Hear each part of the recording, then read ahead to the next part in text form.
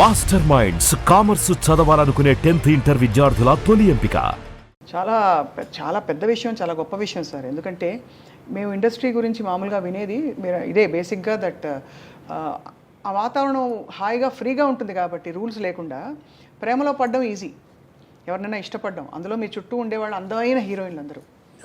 So అది మీరు చాలా ఫోకస్ చేసి మరీ ఇలా ఉండడం అన్నది చాలా పెద్ద విషయం సార్. మీతో పాటు నటించిన హీరోయిన్స్ అందరిలో మోస్ట్ గ్లామరస్ ఎవరని మీరు అనుకున్నారు సార్? గ్లామరస్ అంటే మీకు సరైన జోడి. గ్లామరస్ అంటే శ్రీదేవి అంత గ్లామర్ ఎవరికీ లేదండి. చాలా అందంగా ఉండేవారు కదా సార్.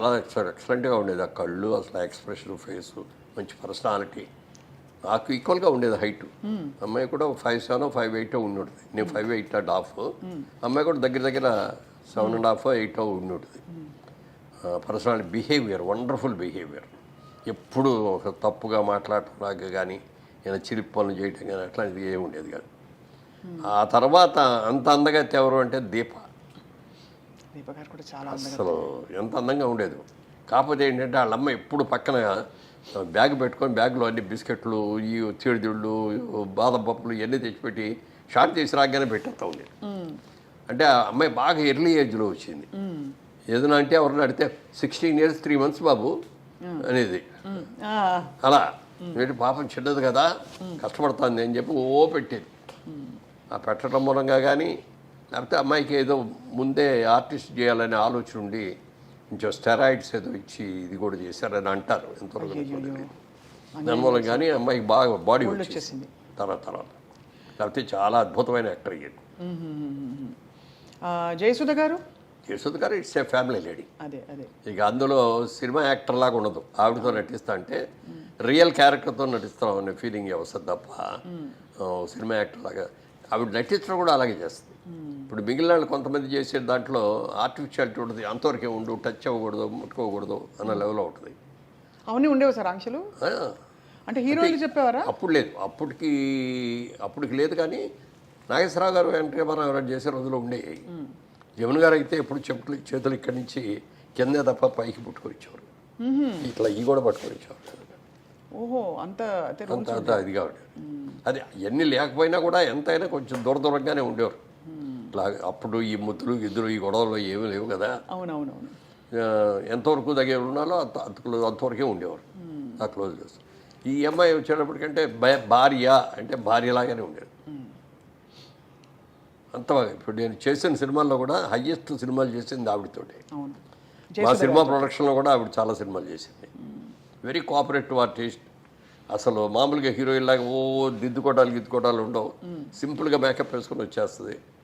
ఇది మధ్యతరగతి కుటుంబం క్యారెక్టర్ అంటే దానికి తగ్గట్టే హెయిర్ డ్రెస్ దానికి ఏముంటుంది. పెద్ద హెయిర్ డ్రెస్ కూడా చేసుకునేది కాదు. మామూలు నేత చీరలు, పట్టు చీరలు లాంటివి ఇట్లాంటివి కట్టుకొని అట్లా న్యాచురల్ యాక్టర్ లాగా ఉండేది అనమాట. సో అలా మరి జయచిత్ర గారితో ఆ రూమర్ వచ్చిన తర్వాత మీరిద్దరూ మాట్లాడుకోవడం జరిగిందా సార్? అయ్యో ఇలా వచ్చేసింది, ఎలా క్లియర్ చేద్దామని. మరి కోర్టుకి వెళ్ళినట్టున్నారు కదా మేడం? నేనే వెళ్ళాను. కోర్టుకి వెళ్ళలేదు. ముందు నోటీస్ ఇచ్చాం వాళ్ళకి, పేపర్ ఆడికి. ఇవ్వగానే పరిగెత్తుకు వచ్చేసి, సార్ మా వాడు ఎవడో తప్పుగా ఇచ్చాడు, సారీ అండి క్షమించండి అంటే అది విత్డ్రా చేసుకున్నారు. చేసుకున్న తర్వాత అది జరిగిన 1 రోజులకి అప్పుడు అన్ని సినిమా అక్కడి నుంచి మెడ్రాస్ నుంచి వచ్చేవాళ్ళం కదా. మెడ్రాస్లోనే ఉంది ఇండస్ట్రీ. మార్నింగ్ ఫ్లైట్కి ఇక్కడ షూటింగ్కి వస్తున్నాం. దాసరి గారు ఒక షూటింగ్కి వస్తున్నారు, నేను ఒక షూటింగ్కి వెళ్తున్నాను, జయచిత్ర గారు ఒక షూటింగ్కి వెళ్తున్నారు. ముగ్గురు ఫస్ట్ మార్నింగ్ ఫ్లైట్లో ఇక్కడికి వచ్చాం. ఆడు మళ్ళీ ఇమ్మీడియట్గా నెక్స్ట్ డే ఆడు పేపర్లో రాశాడు, వాళ్ళ రోజు దాసరి గారి ఆధ్వర్యంలో మురళీమోహన్ గారు జయచిత్ర గారు పెళ్లి చేసుకోవడానికి హైదరాబాద్ వెళ్ళారు. ఎక్కడ కూడా బాబు, ఆవిడ ఎప్పుడు నువ్వు అని కూడా పర్లేదు. ఇన్నేళ్లలో నువ్వు అని కూడా అనలేదండి. నా హీరోయిన్స్ ఎవరైతే మీరేనే అంటాను నేను. ఎవరిని కూడా యశోదరు కూడా నువ్వు అంట, నువ్వు అన్నా మీరే అని అంట. కాకపోతే ఏంటంటే జయసేత్తో క్లోజ్ ఏంటంటే I treat her as my sister. అందుకని బాగా క్లోజ్గా ఉంటాం.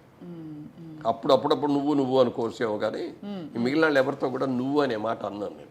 చాలా డిస్టర్బింగ్ సార్ ఇవన్నీ. అంటే పబ్లిక్ ఇమేజ్ అందులో కొంచెం మనం అన్నిటికీ ఎఫెక్ట్ అవుతా ఉంటాం. ఇప్పుడైతే సోషల్ మీడియాలో ఎడపడ రాస్తున్నారు, నోటికి వచ్చినట్టు రాసేస్తారు. దాసరి గారు అద్దాల మేడ సినిమా చేసేటప్పుడు ఓ డైలాగ్ రాశారు. దాంట్లో సినిమా వాళ్ళ మనందరం కూడా అద్దాల మేడల్లో ఉంటాం, మనం చేసిన ప్రతి పని కూడా భూతద్దాల్లో మనం చూస్తూ ఉంటారు వాళ్ళు. మనం తప్పు చేసినా ఒప్పు చేస్తే బాగుందంటారు, మెచ్చుకుంటారు. తప్పు చేస్తే మాత్రం రాళ్ళు విసిరి కొడతారు, మన అద్దాలు పగిలిపోతాయి, మన బతుకు బజారు పాలైపోతుంది బా అని ఆ డైలాగ్ ఎంత బాగా నచ్చిందో నాకు ఆ డైలాగు. దాన్ని తూచా తప్పకుండా పాటించాను. ఎక్కడ కూడా ఎప్పుడన్నా ఏదన్నా మీరు అన్నట్టు ఇందాక పార్టీలో ఎక్కడ ఏదైనా చిన్నగా తీసుకున్నా కూడా జనం ఎవరో లేనప్పుడు చూసి తీసుకోవటమే. పబ్లిక్లో ఉన్నప్పుడు సిగరెట్లు తాగడం కానీ ఇది కానీ అది కూడా సిగరెట్లు కూడా ఏంటంటే నాకు అలవాట్లేదు, కానీ వాయిస్ కొంచెం థిన్గా ఉండేది బిగినింగ్లో, బేస్ అది ఉండేది కాదు. అప్పుడు మ్యూజిక్ డైరెక్టర్ చక్రవర్తి గారే సలహా ఇచ్చాడు, నువ్వు చుట్టలు తాగు రోజు అన్నాడు. ఊళ్ళో ఆయన చుట్టలు కావాలి కాదండి అన్న. అయితే సిగరెట్ తాగానే ఆయనే ఫస్ట్ సిగరెట్ ఇచ్చాడు.